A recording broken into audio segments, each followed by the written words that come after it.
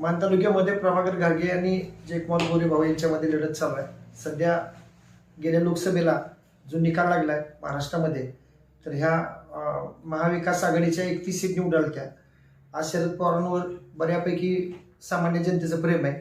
मान तालुक्यामध्ये सुद्धा प्रभाकर घारगेंना त्यांनी उमेदवारी दिली आहे. तर सामान्य जनता त्यांना विजय करण्यासाठी विजय नक्कीच करतील, यात काही शंका नाही.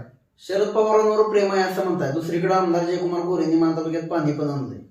म्हणजे ते पाणी आणलंय त्याचा फायदा आमदार गोरेंना कसा पडतो?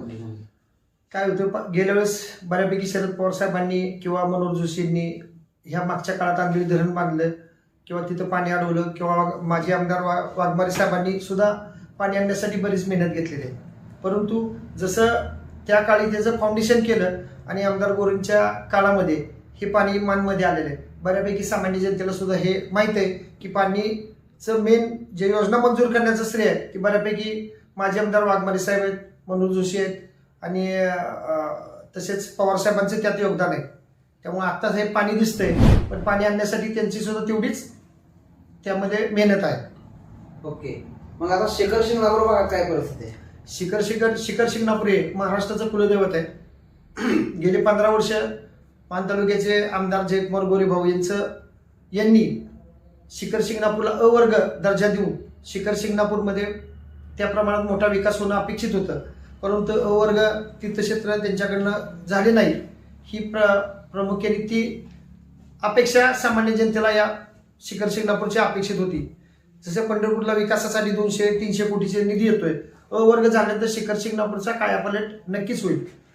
बऱ्यापैकी शिंगणापूरची जी पाठीमागची पाण्याची योजना होती, वाघमारेंनी चालू ठेवली होती, कित्येक दुष्काळ झाले, त्यामध्ये पाणी शिखर शिंगणापूरला कधीच कमी पडलं नाही. आता ह्या 2 दुष्काळामध्ये पाण्याची प्रचंड अशी तीव्रता निर्माण झाली आहे. दुसरीकडे विकास कामांचं मोठं बॅनर लागलं शिखर शिंगणापूरमध्ये, पण करोडो रुपयांचा विकास या कामा बॅनरवरून दाखवला गेला. तर तुम्ही म्हणताय की शिखर शिंगणापूरला विकास देण्यात आमदार अपयशी ठरले, असं का? विकास ज्या गरजेच्या गरज आहेत, समजा इथं स्थानिक लोकांना पिण्याची पाण्याची सोय अतिशय गरजेची आहे. पिण्याचं पाणी इथं सामान्य लोकांना 8-8 दिवस नळाला येत नाही. बऱ्यापैकी रस्त्याचं किंवा रस्ते चालू आहेत किरकोळ काम, परंतु जे कामं दाखवले ते गेल्या 5-6 वर्षामध्ये इथल्या मंजूर केलेले आहेत ते आता चालू आहेत कामं, आणि त्यांनी तेच मंजूर झालेली कामं ते परत त्या बॅनरवर टाकलेले आहेत, त्याचं ते श्रेय घेतात. एकूण आता परिस्थिती काय असेल शिखर शिंगणापूरमध्ये? शिखर शिंगणापूरमध्ये आज आम्ही सकाळी प्रचारात नारळ फोडला. आमच्याबरोबर तरुण सामान्य लोक, सामान्य जनता बरोबर आहे. या शिंगणापूरमध्ये नक्कीच आम्ही प्रभाकर घारगे यांना मताधिक्य देऊ, हा आम्हाला 100% खात्री आहे. गोरे बंधू एक होत आहेत, काय परिस्थिती असेल? गोरे बंधूंनी गेले 15 वर्ष संघर्ष केलेला आहे.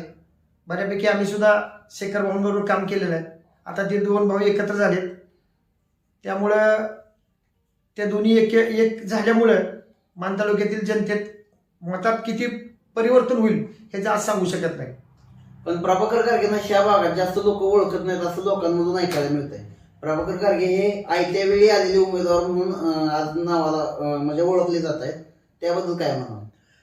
सध्या महाविकास आघाडी करून जी उमेदवारी दिली आहे ती पवार साहेबांना मानणारा मतदार आहे. त्यामुळे प्रभाकर घारगेंना उमेदवारी दिली म्हणून त्यांच्याकडे बघून मतदान देण्यापेक्षा पवार साहेबांकडे बघून इथली सामान्य जनता मतदान देणार आहे. त्यामुळे येणाऱ्या काळामध्ये पवार साहेबांकडे बघून मतदान होऊन प्रभाकर घारगे नक्कीच विजयी होतील. त्यामुळे सामान्य लोकांना घारगे साहेबांची ओळख असू किंवा नसू ह्यामध्ये काय फार मोठं रहस्य नाही. प्रभाकर देशमुखांना उमेदवारी डावली, ह्याचा काय परिणाम नाही का होणार?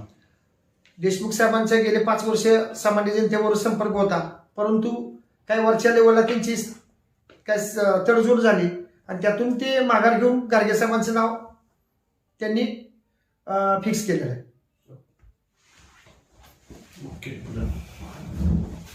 त्यामुळे त्याला अवर्ग देवस्थानमध्ये समाविष्ट करता येत नाही, कारण त्याच्यासाठी ट्रस्ट होणं गरजेचं असतं आणि ते ट्रस्ट इथं खाजगी स्वरूपाचं मंदिर किंवा देवस्थानचं खाजगी व्यवस्थापन असल्यामुळं ते होऊ शकत नाही. एकूण काय परिस्थिती राहील ह्या भागात मताधिक्याची? मताधिक्य जयकुमार गोरे भाऊंना या भागामध्ये आमच्या वावरेरे गणामध्ये शिंगणापूर भागामध्ये 80% मध्ये मतदान जयभाऊंना मिळेल. त्याचं कारण काय? विकास काम आणि पाण्याच्या योजना जी आता नवीन मध्ये मंजुरी घेतलेल्या योजना आहेत त्या योजनेला माणसांनी पसंती देऊन जयकुमार गोरे भाऊंच्या कामावर, विकास कामावर खुश होऊन लोकांनी पसंती दिलेली आहे. महाविकास आघाडीच्या नेत्यांनी पण तेवढंच जोरात रान तापवलं. नाही, रान जरी तापवलं असलं तरी महाविकास आघाडीची सत्ता नसल्यामुळं जे जयकुमार गोरे भाऊंनी गेल्या 15 वर्षामध्ये काम केलंय त्या कामाचा एक पोचपावती म्हणून जयभाऊंच्यावर लोक यावेळेस खुश आहेत.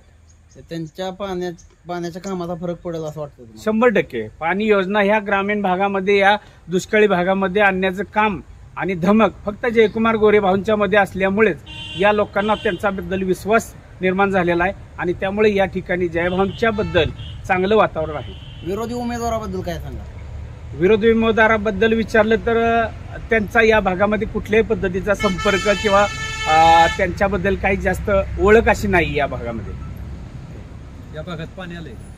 या भागामध्ये आज जरी पाणी आलं नसलं तरी या भागातली मंजुरी झे काटापूरच्या उपसा सिंचन योजनेतून आमच्या गावाचा समावेश झाल्यामुळं एक 2-3 वर्षामध्ये पाणी येण्याची 100% आम्हाला खात्री आहे आणि जयभाऊंनी नारळ फोडला म्हणजे 100% पाणी येणारच.